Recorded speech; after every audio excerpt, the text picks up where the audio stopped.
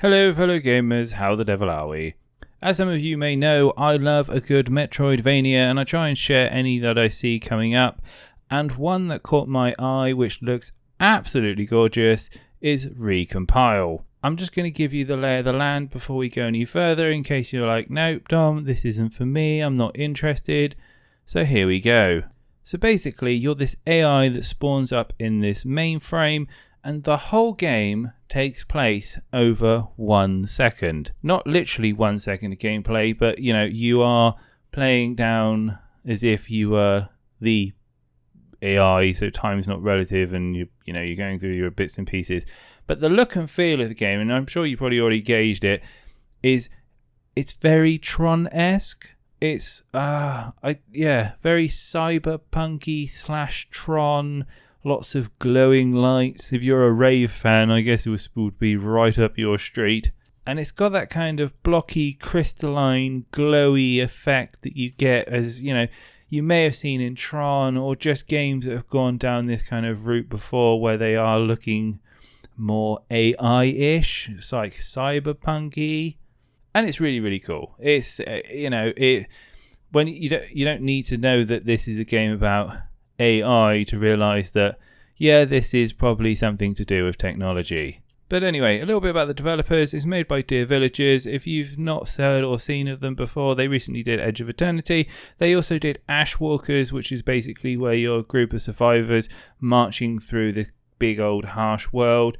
Everything is very, very grey. And it's got a very beautiful aesthetic to it. And one of the things that I take home from this and the games that they produce is they're very good at building visual worlds. So I'm guessing, and looking at the trailer here, this is going to be a very pretty game. Anyway, so the going back to the game, you are this sentient AI that's spawned up, and you're off on your adventures of the mainframe, and you get different abilities to traverse and get access to new areas. And there's also this hacking system, and the hacking system basically comes into the game because apparently the mainframe's been around for a long time, everything's gone a little bit stir crazy and rotten, and you've got like this group of half sentient, half deterministic subroutines.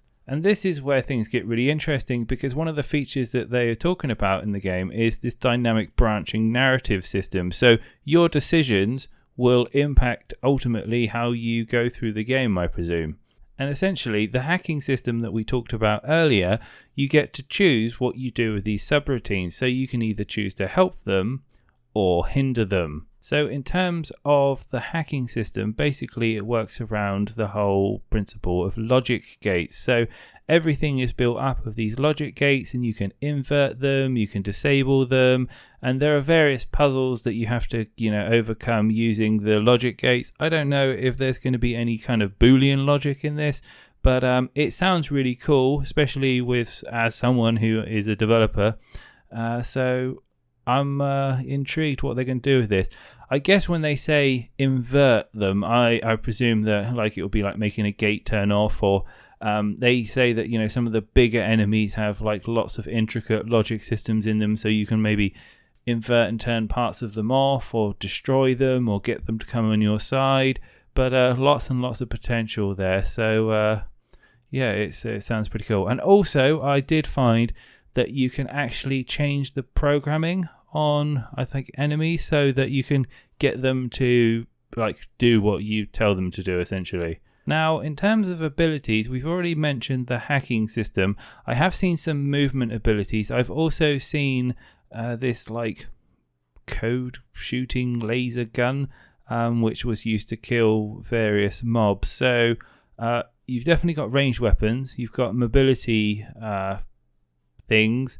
I also saw one where you kind of jump up, you dash forward, and then you kind of land on the mob and it blew up. So I don't know if landing on it killed it, or you've got some sort of landing explosion, but it looked really cool, and the movement looked fluid and fun as well, because I find with a lot of Metroidvanias, when they go into third person, they can end up being a little bit clunky.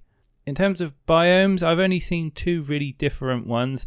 There was one which is a really kind of futuristic Tron-like area, and then there was also a cave with loads of eggs in it, and looked very virusy. So I'm guessing that's like a virus zone or something that you come across a little bit later on. And additionally, as it comes with a lot of Metroidvanias, I find there was a giant worm boss. So yeah, the worm boss checkbox has been ticked. It had like 4 heads and it was serpenting all over the place. So maybe it's a standard mob, I don't know, but it was ginormous. So I'm guessing that is one of the bosses. But there we have it. That is pretty much all that I can dig up. It has had lots of positive reviews from various outlets that have got hold of a key. I love the aesthetic to it. I've already mentioned it before, but it is unique. The character, here's a really simple abstract design, but suits the genre and the feel of the game so well. Really looking forward to this one. I will give you more updates when I know more. Now, other important details you probably want to know about in terms of what platforms it's coming out. This is a next-gen series game, so it's going to be coming out on PC, PlayStation 5, the Xbox Series X, and also the Series S. And if you want to get your hands on this title, it will be coming out in August of 2021. There is no specific date, but that is the planned month, so take it with a pinch of salt whether or not that means it's going to be delayed. But yeah, overall, a really, really cool, Metroidvania. It's got some great inspirations. They said in the article that they were influenced by Axiom Verge, Hollow Knight, Ori and the Blind Forest, and Breath of the Wild, and Rime. But I've played all the rest, not Rime, but certainly a good mixture to kind of influence your gaming decisions, I think. And if you could even caption just a little bit of those titles, I think you'd end up with something quite good. And yeah, I think they have achieved that. So super cool. Have a great week, everyone. I will be back with more news soon. Until then, ta-ta and be safe.